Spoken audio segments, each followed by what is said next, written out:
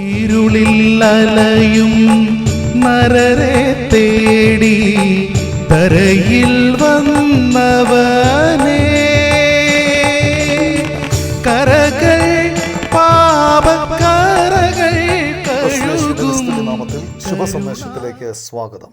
വിശുദ്ധ വേദപുസ്തകത്തിൽ മത്തായി എഴുതിയ സുവിശേഷം 2-ാം അധ്യായം 11-ാം വാക്യത്തിൽ നാം ഇപ്രകാരം വായിക്കുന്നു: ആ വീട്ടിൽ ചെന്ന് ശിശുവിനെ അമ്മയായ മറിയോടുകൂടെ കണ്ടു, വീണു അവനെ നമസ്കരിച്ചു.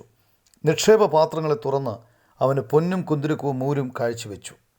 യേശുക്രിസ്തുവിൻ്റെ ജനന സമയത്ത് കിഴക്ക് നിന്നുള്ള ജ്യോത്സ്യന്മാർ അവനെ നമസ്കരിക്കുന്നതിനായി അന്വേഷിച്ച് തേടി വന്നു.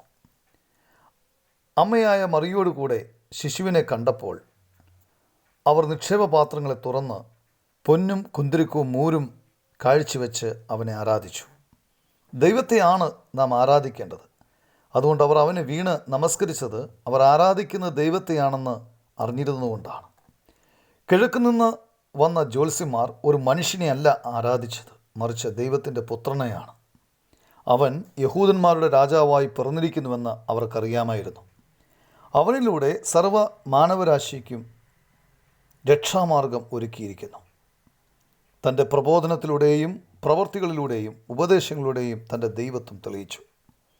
കാലസമ്പൂർണ്ണതയിൽ യേശുക്രിസ്തു സർവ്വമാനവരാശിയുടെയും പാപഭാരം ഏറ്റെടുത്ത് ക്രൂശിൽ സ്വയം യാഗമാക്കപ്പെട്ടു. 3-ാം ദിവസം മരിച്ചവരുടെ ഇടയിൽ നിന്നും ഉയർത്തെഴുന്നേറ്റു. അവനിൽ വിശ്വസിക്കുന്ന ഏതൊരാളും നശിച്ചു പോകാതെ നിത്യജീവൻ പ്രാപിക്കുന്നു. കർത്താവായ യേശുക്രിസ്തുള്ള വിശ്വാസത്താൽ നിങ്ങൾക്കും നിത്യജീവൻ പ്രാപിച്ച് അവനെ ആരാധിപ്പാനായിട്ട് സാധിക്കും. ദൈവം നിങ്ങളതിനായി സഹായിക്കട്ടെ.